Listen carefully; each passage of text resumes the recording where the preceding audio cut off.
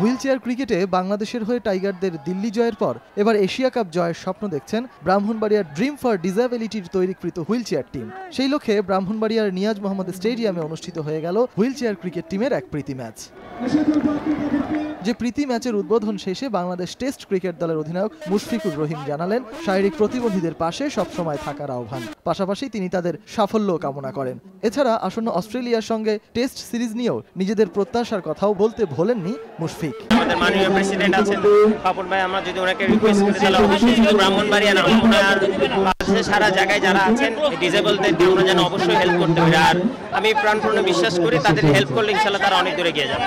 না, আমি প্রত্যাশা তো বললামই যে ইনশাল্লাহ অবশ্যই দুটো টেস্টে আমরা খুব ভালো রেজাল্ট করতে চাই এবং সেই জন্য আপনাদের কাছে দোয়া প্রার্থী এবং পুরো দেশবাসীর কাছে দোয়া প্রার্থী। প্রীতি ম্যাচে অংশগ্রহণকারী শারীরিক প্রতিবন্ধী ক্রিকেটার থেকে শুরু করে এই প্রীতি ম্যাচের আয়োজকরাও জানালেন আসন্ন এশিয়া কাপে অংশগ্রহণের মধ্য দিয়ে দেশের জন্য সাফল্যই বয়ে আনতে চান তারা।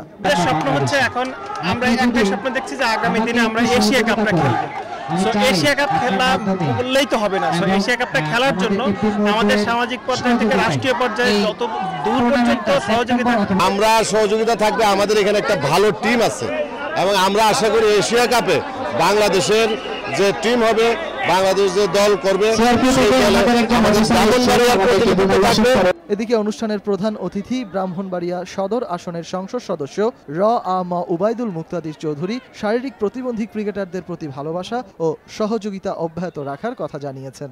প্রত্যাশা এবং শুভেচ্ছা বাংলাদেশ ক্রিকেট টিমের জন্য আছে এবং ব্রাহ্মণবাড়িয়াতে যারা এই ডিসেবিলিটি ক্রিকেট একাদশকে গড়ে তোলার চেষ্টা করে, ক্রিকেট টিম গড়ে তোলার তাদের জন্য শুভেচ্ছা রয়েছে।